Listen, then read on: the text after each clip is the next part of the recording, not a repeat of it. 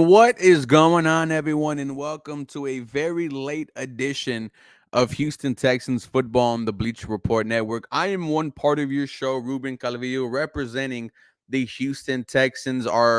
My co-host Harley Dugan will join later. The Houston Texans fall to the Seattle Seahawks, 27-19. And the Houston Texans, they were coming off their bye week. They had 14 days to prepare for this matchup, and it was just disappointing. There's no other way to say it. Shout out to the Seattle Seahawks. They were ready for whatever the hell the Houston Texans had on offense and in defense. I'll read you the stat line. CJ Stroud, 23 of 49, 229 yards, one touchdown, one INT, sacked three times, a quarterback rating of 59. Rushing, CJ Stroud was your leading rusher. Two attempts, 25 yards. Nick Chubb was your second leading rusher. 5 attempts, 16 yards. Woody Marks actually led the team in attempts with 10, 15 yards, 1.5 yards a carry. Receiving numbers, Dalton Schultz, 9 catches, 98 yards. Jalen Noel, 4 catches, 77 yards. Nico Collins, 4 catches, 27 yards. Woody Marks, 3 catches, 20 yards, one touchdown. Hutchinson, 1 catch, 13 yards. Braxton Berrios, 1 catch, -4 yards, 1 yard. Nick Chubb, 1 catch, -5 yards. Guys, the story of this game is this story of the first three games for the Houston Texans. And Magic Mike says it best. The Houston Texan offense sucks.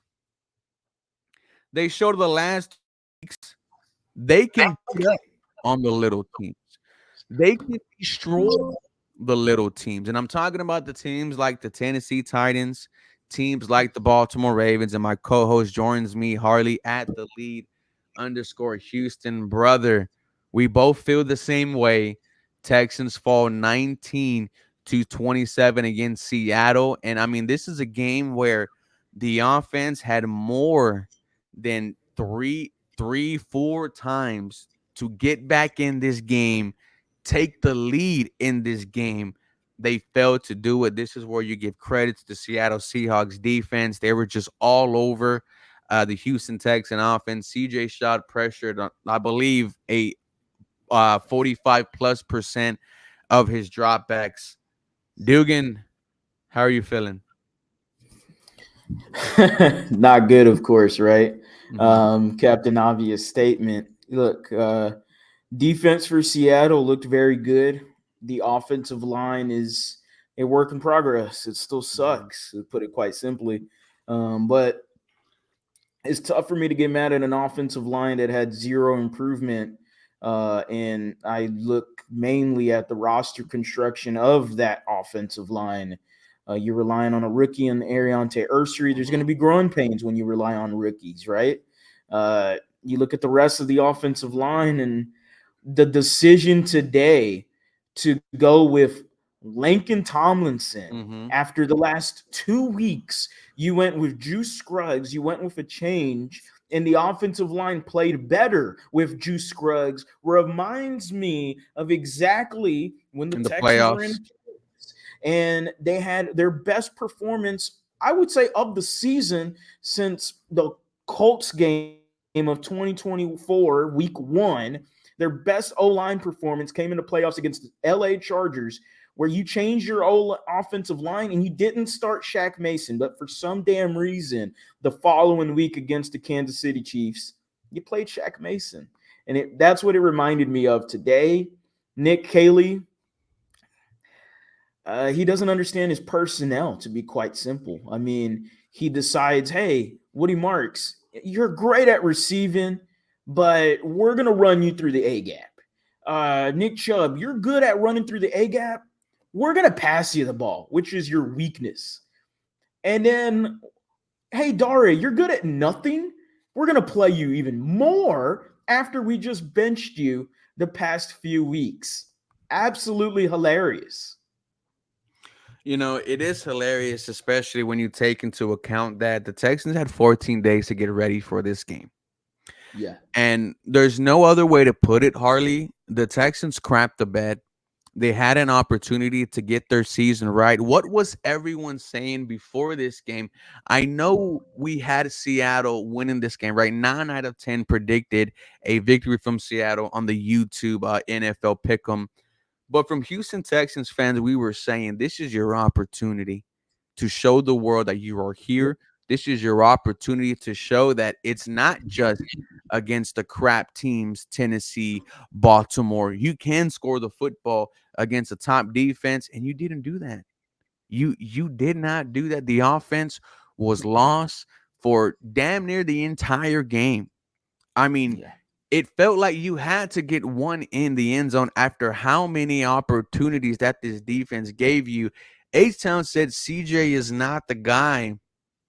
I'm not going to go that far, H-Town Mm-hmm. 832, but CJ did not play well today.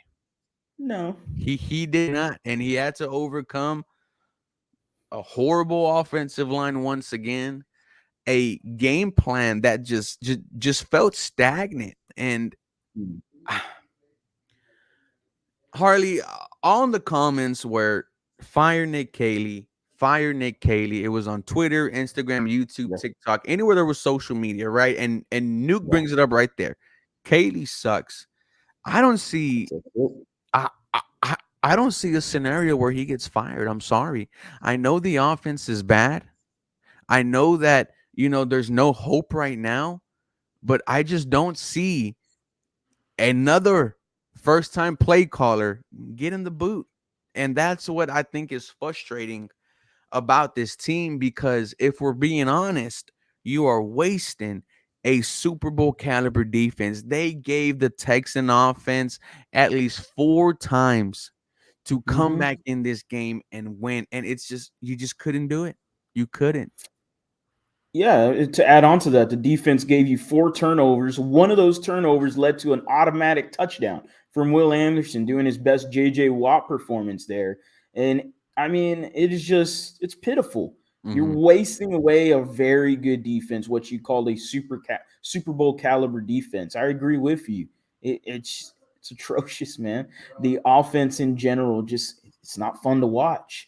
And it makes it worse when this game's at 9 p.m. and I got to watch this offense. And to your point, the whole world is watching, regardless of it to being 9 p.m. The whole world is still watching in some sort of capacity. And they just saw your Houston Texans. And the last time they saw them, they looked exactly the same way. The Mm. offensive line sucks. The offense can't get anything going. It's sputtering. And CJ Stroud looks like A, lost because of the offense and offensive line. And B, you get the comments of him potentially not being that guy. It's tough to disagree, but I'm not going to go that far either, Mm. because I do know that when you got a quarterback that is looking just mentally, his mental clock, he knows that the O line's not going to give him a lot of time. And when they do give him time, he looks shocked that they give him time, and Mhm. he has happy feet. And his happy feet is because of the offensive line. We could get into Nick Cayley all we want. And look, he's not going to get fired. And what frustrates me more about why he won't get fired is because the only reason, when you look at his history and the direct relationship he has to D'Amico Ryans, is absolutely none, unless you want to look at him playing against him or Mhm. coaching against him with the LA Rams and D'Amico with the Niners. His only direct relationship is to Nick Caserio. So what does that make me believe? That Nick Caserio hired his New England guy to be the offensive coordinator, and it makes me believe the hypothetical that Nick said, no, hey, D'Amico, no worries, man. We could get rid of Bobby Slowick. I got the guy for us. And this is the guy. The This guys is in the guy that's Miami. supposed to help my offense. Like, this is ridiculous. You had an opportunity actually to get this guy that you just played against, Clint Kubiak. Sure, he had some questionable times as well too. Why were you throwing the ball instead of running it to waste some clock? kind of Kyle Shanahan-esque. But Clint Kubiak was a guy that had direct connections to DeMeco Ryans. But the only reason you did not even get to interview him is because you took forever to fire Bobby Slowick. So if you're thinking about firing someone, then fire them and get the guy you actually really want. And that would have been Clint Kubiak. And now think about this. What would CJ Stroud look like running that Seahawks offense? Because Sam Darnold is out there pinpointing passes, looking like the reason why Sam Darnold was a top 5 pick in the NFL. You imagine if CJ was doing that and he was in that offense? Obviously, you got to build the old line, but you get what I'm trying to say here. I don't. No, Just, no. I get you, and then I'm gonna bring up someone's point here because, they it was valid as much as CJ was pressured tonight. There was moments where he was stepping up in the pocket, evading pressure, and finding open guys and people just letting him down. Right? I mean, the first one that comes to mind is the one to Nico Collins. They just, he man, basically hit him in the nuts, and it's as much as Nico we want don't to drop. give blame to CJ, there's moments like that. There's moments from your offensive coordinator. There's moments from your offensive line. And Harley, I don't think me or you bought into the hype of this offensive line the last two games. I think we were both saying, no, this offensive line is still not good. They can't prove it. And they showed it tonight. Eh, I wanted to believe. I Dude, did. I, this was the longest 14 days of Mhm. my life. And all I did was hear Texans podcast, Seahawks podcast, and just knowing that this is the biggest game of the year for you. And I'm sorry, man. This is the same old Houston Texans because they let you down once again. Me and you, we're older than this franchise.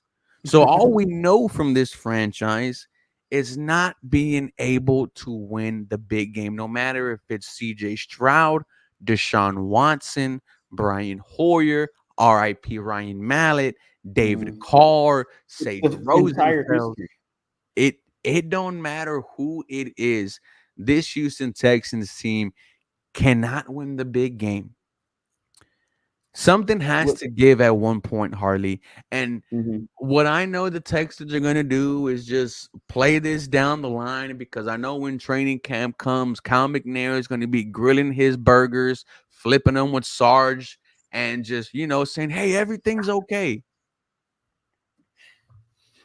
You could call me emotional, Derlin. Shout out to you, bro. Appreciate you for being here. But we've been here since day one. Me and Harley happen to be the longest tenured YouTubers right now that are still active for this Houston Texans team.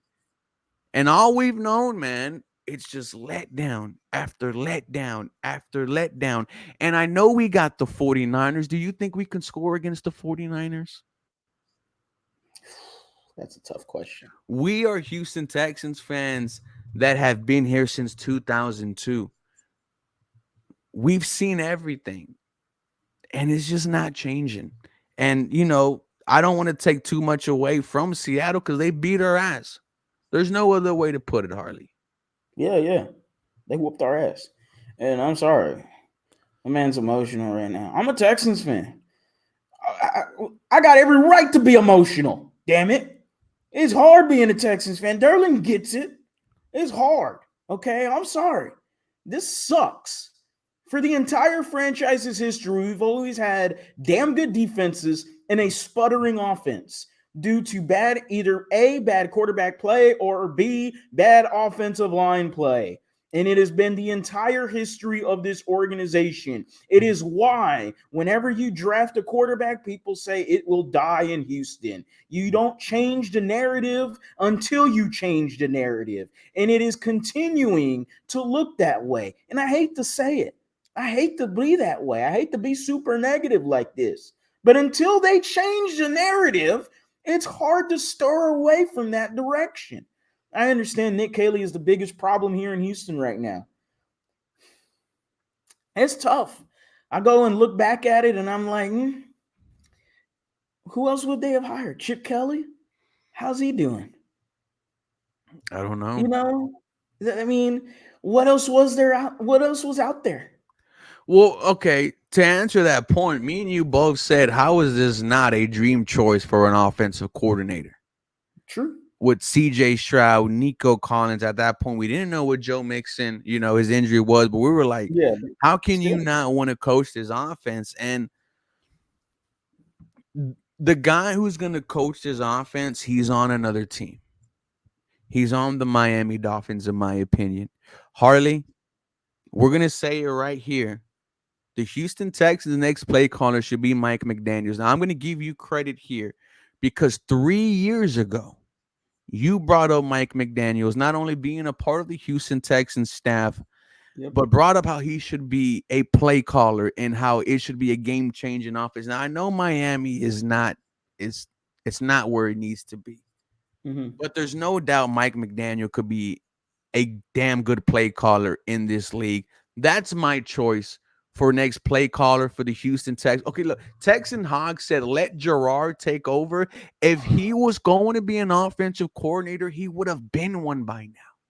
Yeah, He would true. have been one by now because he got interviewed for OC for the Saints, even OC for the Seahawks 2 years ago after CJ Stroud's rookie year.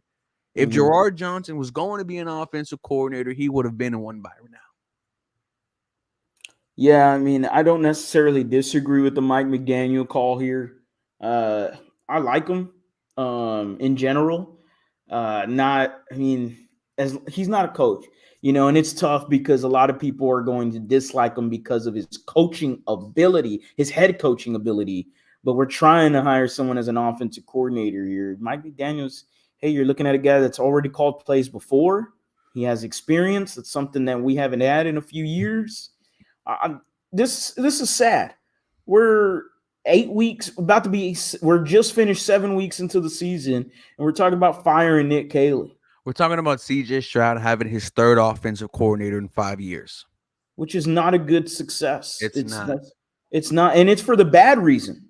Remember, we thought this would be a good thing because we thought that because of hiring a young offensive coordinator that he would get plucked away and be a head coach, and oh my god, you're going to have a revolving door of offensive coordinators because they're going to be so good and they're going to have CJ Stroud and they're going to get hired as head coaches. It's been the absolute opposite. They've been so bad that the revolving door is continuing the conversation of us trying to fire the offensive coordinator. I'm sick of it. D'Amico Ryans should be the guy to pick his next offensive coordinator. And I No, I understand, agree. Bobby Slowick. Hey, he took a chance with Bobby Slowick. It didn't work out. He took a chance. But I'm sorry, Nick Caley, that's a Nick Casario guy. And if Nick Casario has to go with him, then by all means, go ahead, bud. You can go ahead and pick rocks. Okay. And then it's unfortunate, but hey, it is what it is. As many of the good players that he's brought into this team is as many bad moves as he's made as well, too. And it's like, if you're the Cam one that brought Robinson in, didn't work. Christian Kirk didn't work. CJ no, Gardner Johnson didn't work. he's not. He didn't address the offensive line, and he wants to make fun of the media whenever they ask him about the offensive line, and that goes with D'Amico as well too, because both of them got just tired of the fans and the local media here continuously asking them about their decision making about the construction of this offensive line. You look at this entire offensive side of the ball, and all you got was Nick Caley. You didn't do nothing else. You just got Nick Caley and you hired Jerry Shuplinski. But guess what? Guess what? His history also is New England. And I'm sick of it. And Nick Casario gets Where did mad at Cole one thing. Popovich come from? Say it again. Where did Cole Popovich come from? I don't know. What you want to remind me where he came from? New England. Interesting. Mm. Why can't we kill this tree? Why, it's like Michael Myers returning every single damn year for the damn Texans. We got rid of Bill O'Brien and all this New England crap that was with it. And then we bring in Nick Casario and he goes, "Hey, D'Amico, you know what? Since you're firing Bobby Slowick, how about I do this for you? I got a guy." And obviously, it's a New England guy. And this is completely obvious that he is not doing anything LA Rams esque. It's very New England esque.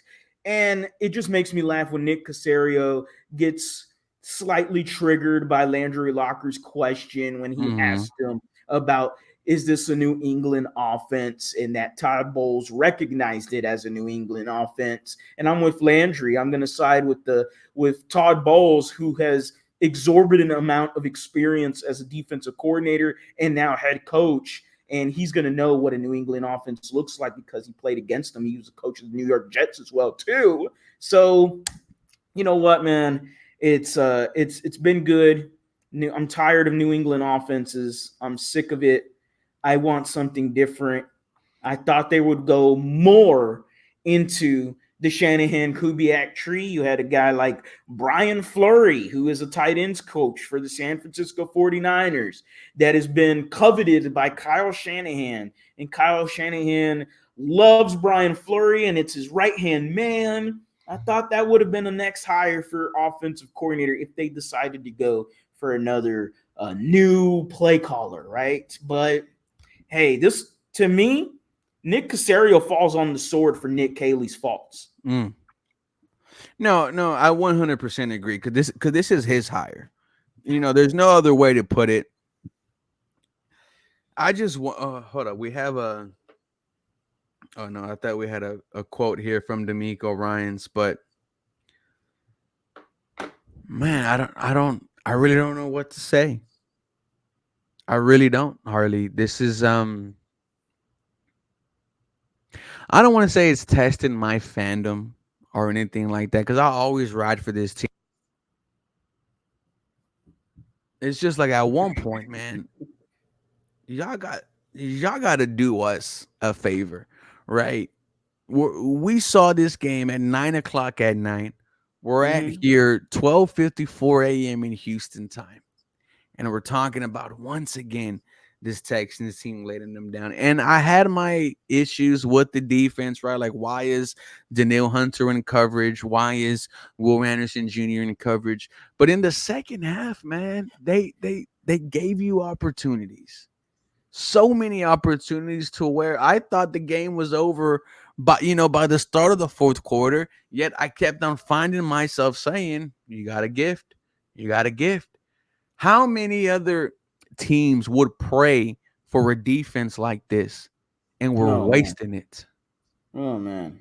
And it happened again, 4 turnovers. Like you said, this Texans offense had opportunity after opportunity after opportunity. And you had what was a horrible coaching decision from D'Amico Ryans at the end of this game with 2 minutes and 4 seconds left.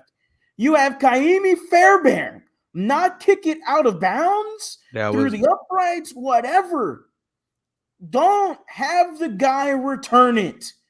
What are we doing? You wasted a timeout that way. You had 2 timeouts because of the 2 minute warning.